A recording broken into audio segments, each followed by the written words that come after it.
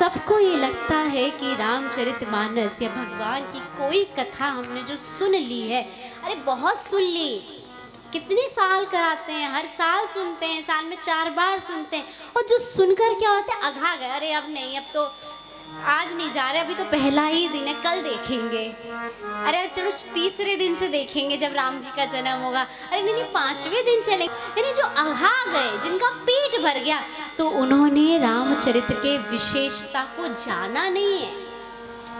फिर तुलसी बाबा आगे कहते हैं कि जीवन मुक्त महामुनि जो मुक्ति को भी पा चुके हैं। आपने जो सामने कलश बिठा ले, ये क्या प्रतीक है? इस कलश में कौन विराजमान है?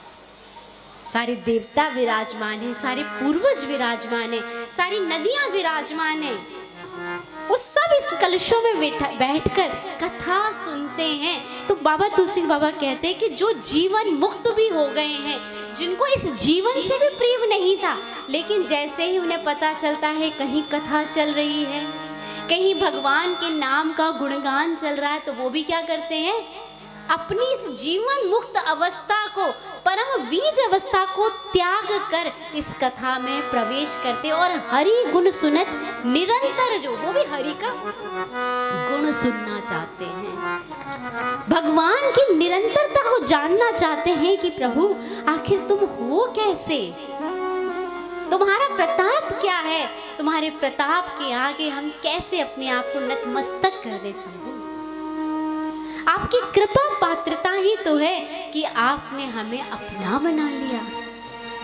सारी नदियां जब इस कथा को सुनती हैं, तो हमारे गुरुजी कहते हैं, नदियां क्यों सुनती हैं इस कथा को, क्यों बैठती इसमें, गंगा यमुना सरस्वती सब इस कथा में क्यों आती हैं? क्योंकि हम जाते हैं नदियों में अपने पाप धोने के लिए, लेकिन सोचो उन नदियों का पाप इस कथा में आकर निर्मल होता है।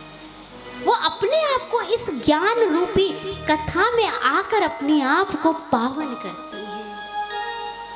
और जब हम ज्ञान की इस कथा में प्रवेश कर कर अपने आप को हम जब पावन करने का प्रयास करने लगते हैं, तो क्या हो जाते हैं, क्या हो जाते हैं, भगवान के सम्मुख आ जाते हैं।